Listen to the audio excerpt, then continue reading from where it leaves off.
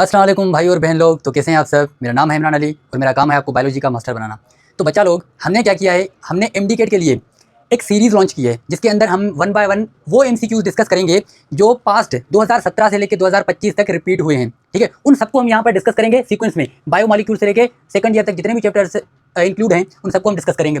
ठीक है, अब देखो एक तो हम सारे के सारे रिपीटेड एमसीक्यूज प्रैक्टिस करेंगे, उसके बाद वो एमसीक्यूज रिपीट करेंगे जो मोस्ट इंपॉर्टेंट हैं, मीन्स पॉसिबिलिटीज़ हैं कि वो आ सकते हैं। ठीक है, अच्छा अब एमसीक्यूज प्रैक्टिस करने से पहले मैं आपको ये बताऊं कि हमारा मेथड क्या रहेगा। मैं पहले एमसीक्यूज को पढ़ता जाऊंगा और उसके बाद आप देखेंगे चारों ऑप्शन में से जो ऑप्शन करेक्ट होगा आप वो कमेंट बॉक्स में उसका आंसर बताओगे और 10 एमसीक्यूज बनाएंगे एक वीडियो के अंदर। ठीक है, उसमें मैं देखूंगा कमेंट के अंदर जिसके एमसीक्यूज सबसे ज़्यादा सही होंगे, दूसरे लेक्चर में उसका नाम एमसीक्यूज के साथ अनाउंस करूंगा कि भाई इसने इतने एमसीक्यूज अच्छे से किए हैं, सही किए हैं। ठीक है, और वो फीडबैक मैं आपको दूंगा तब जब आप कमेंट करोगे। ठीक है, तो चलिए शुरू करते हैं आज का हमारा पहला एमसीक्यूज। पहला एमसीक्यू क्या है? Biological molecules are the molecules. Biomolecules वो मॉलिक्यूल्स हैं जो, अब देखना ए ऑप्शन में क्या है, found in water only. B option में क्या है, made only in labs. C में क्या है, present in living organism. D में प्रेजेंट ओनली इन प्लांट्स। अब देखो जो आंसर इसमें करेक्ट नहीं है, नहीं हो सकता, आप पहले उसको एक्सक्लूड कर दो, हटा दो उसको, क्योंकि बाद में आपको अंदाजा लगेगा कि यार सही कौन सा हो सकता है। क्योंकि जो नहीं है उनको आप साइड में निकाल दो, फिर आपको अच्छे से समझ आएगा कि इसका ऑप्शन कौन सा हो सकता है। तो पहला ऑप्शन क्या है, फाउंड इन वाटर ओनली। अब बायोलॉजिकल मॉलिक्यूल्स क्या सिर्फ वाटर में मिलते हैं? क्योंकि वाटर खुद एक इनऑर्गेनिक बायोमॉलिक्यूल है। तो ये ऑप्शन हमारा हो गया 100% रॉन्ग। तो इसको हम लिखेंगे कि भाई ए ऑप्शन क्या हो गया, गलत हो गया। बी के पास आओ, made only in labs. Biological molecules, word को समझो, बायो का मतलब क्या है, लिविंग, लाइफ। तो ये ऑप्शन भी हमारा रॉन्ग हो जाएगा। हाँ, सी ऑप्शन में क्या है, प्रेजेंट इन लिविंग ऑर्गेनिज्म। हाँ, ये हमें सही लग रहा है, लेकिन इसको ऐसे ही टिक नहीं करोगे, ऐसे ही नहीं। क्यों? क्योंकि चौथे ऑप्शन को भी आप देखोगे, क्या पता ये चौथा वाला भी सही हो, बहुत करेक्ट भी हो सकते हैं। तो आपको हरगिज जल्दबाजी नहीं करनी। चौथे को देखेंगे, चौथे में क्या है, प्रेजेंट ओनली इन प्लांट। अब ये पार्शल सही है, प्लांट के अंदर तो बायोलॉजिकल मॉलिक्यूल्स मिलते हैं, लेकिन क्या वो एनिमल्स के अंदर नहीं मिलते हैं ना? तो ये ऑप्शन भी हमारा हो जाएगा रॉन्ग। तो अब कौन सा बचा? अरे यार सी को टिक करो ना, सी सही हो गया। ठीक है, अब दूसरा पढ़ो, water is called universal solvent because. Water को यूनिवर्सल सॉल्वेंट कहा जाता है, क्यों? अब ऑप्शन देखो, खुद से करो। देखो ए में क्या है, नॉन पोलर। बी में क्या है, dissolve most ionic and polar substance. C में क्या है, इट फ्रीज क्विकली। डी में है, it is heavier than oil.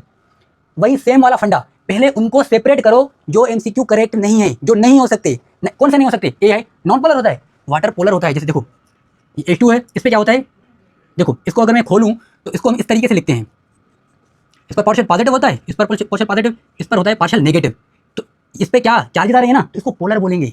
तो ये वाला ऑप्शन तो हमारा 100% रॉन्ग हो गया। दूसरे पे आओ, dissolve most ionic and polar substance.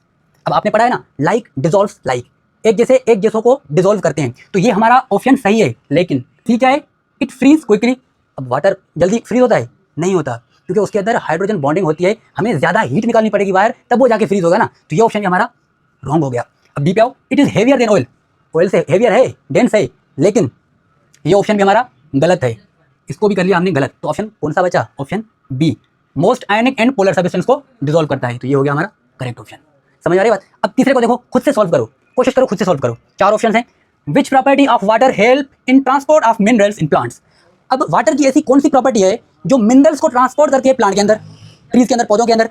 Option 1 है लो डेंसिटी, ऑप्शन बी है cohesive and adhesive force, option C है high heat of vaporization, option D है लो स्पेसिफिक हीट कैपेसिटी। अब पहले उनको निकाल दो जो नहीं हो सकते। लो डेंसिटी, वाटर डेंस होता है, तो ये गलत हो जाएगा। बी में क्या है, कोहेसिव एंड एडेसिव फोर्स, या जिसको हम कोहेजन एंड एडेजन पढ़ते हैं, तो ये ऑप्शन सही है। ठीक है, ये सही है, लेकिन नीचे वालों को देखेंगे, नीचे क्या है सी के अंदर, हाई हीट ऑफ वेपराइजेशन। अब ये भी वाटर की प्रॉपर्टी है, लेकिन इस प्रॉपर्टी के अंदर क्या होता है, वाटर कूलिंग इफेक्ट शो करता है। जैसे धूप में खड़े होते हैं ना, तो पसीना निकलता है बाहर, बॉडी ज़्यादा हीट एब्जॉर्ब करती है, तो वो पानी के जरिए क्या करती है, एवापोरेट करती है, उसको निकाल देती है बाहर। तो ये प्रॉपर्टी कूलिंग इफेक्ट शो करती है, इसका कनेक्शन ट्रांसपोर्ट के साथ नहीं है, मिनरल ट्रांसपोर्ट के साथ नहीं है। तो ये भी हमारा 100% गलत हो गया। डी पे आओ, लो स्पेसिफिक हीट कैपेसिटी।